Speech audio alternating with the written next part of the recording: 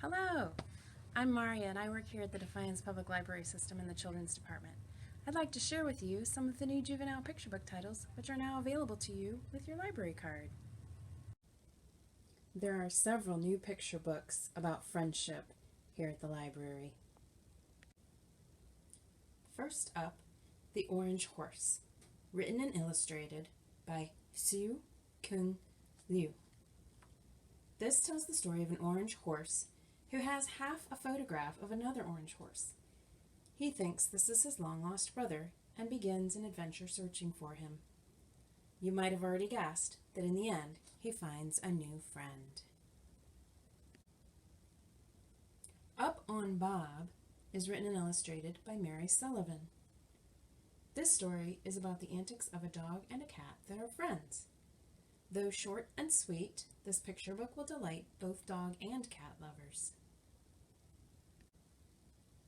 In Black Cat, Yellow Bunny, a book written and illustrated by Wook Jin Young, a black cat and a yellow bunny become friends after meeting in the park. It contains few words, leaving most of the story told through the expressive pictures. Several other characters come and go, but the bond formed between Black Cat and Yellow Bunny is special.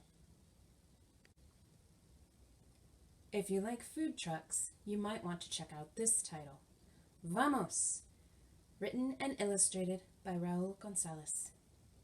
Little Lobo's friends, who happen to be Los Luchadores, need his help. They are busy preparing for their wrestling matches later in the day, but they are starving.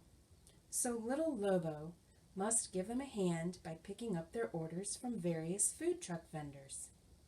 This book is mainly told in English, with Spanish words sprinkled in throughout.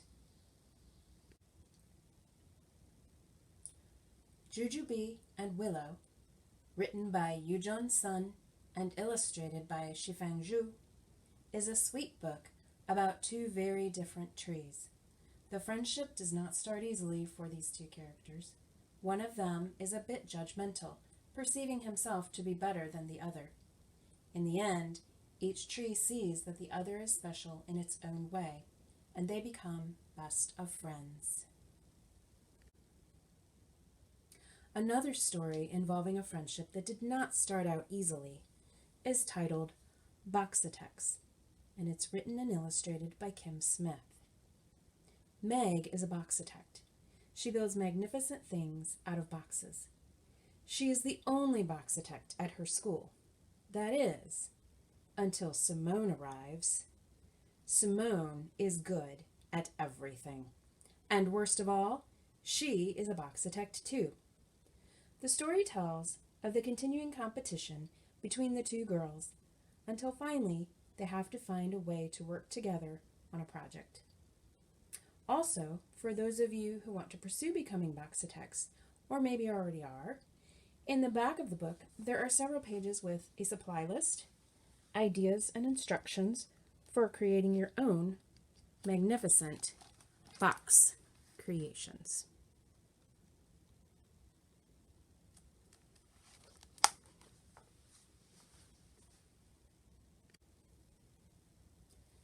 Now let's talk about some newly available picture books involving feelings and points of view. In My Brother the Duck, written by Pat Zeitlow Miller and illustrated by Daniel Wiseman, Stella is a young girl / amateur scientist. She observes various ways in which her new baby brother resembles a duck. At this point, she is very concerned. Is he really a duck? So, she enlists the help of some friends, including the principal of her school. They confirm Stella's theory from what she tells them.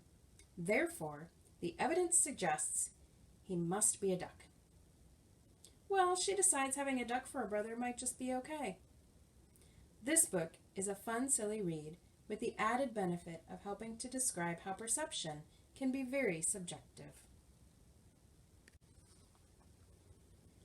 The Rooster Who Would Not Be Quiet, written by Carmen Agredidi and illustrated by Eugene Yelchin.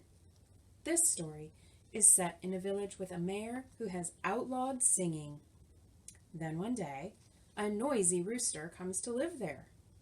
The mayor attempts to make the rooster stop his noise by taking more and more from the rooster and imposing more and more rules upon him. But no matter what the mayor does, the rooster finds something good to sing about. Eventually, the villagers realize how much they miss singing, and they sing the mayor right out of town. Next, we have Small in the City, written and illustrated by Sydney Smith. This is a gentle story which reminds us that new things can be very scary. A young boy helps the reader navigate through a big city in a very reassuring way. A cute surprise awaits the reader at the end in finding out who the boy is really talking to. For those of you with first day of school jitters, you might like Clover Kitty Goes to Kitty Garden, written by Laura Purdy Salas and illustrated by Hiro Nakata. Clover is a sensory-sensitive kitty. She has a difficult time getting used to all the noise and distraction at Kitty Garden. But by the end of the book, the author has Clover beginning to adjust nicely to her new school routine, and she's even made a friend. We also have a couple of new books that allow you to play with rhymes, sounds, and repeatable phrases. Two Little Trains, written by Margaret Weiss Brown and illustrated by Greg Pizzoli. Repeatable sounds, such as puff and chug, and rhyming words throughout the story make this one fun to share with very young children. Here We Go Digging for Dinosaur Bones, written by Susan Lundroth and illustrated by Bob Kohler, can be sung to the tune of Here We Go Round the Mulberry Bush. For all the dinosaur lovers out there, this is a great book to share. It's easy to catch on to the lyrical phrases, and you can act them out while you read using the movements given at the back of the book. Additionally, throughout the book, there are plenty of factual tidbits about paleontologists, dinosaurs, and fossils. Now let's look at a few of our new humorous stories.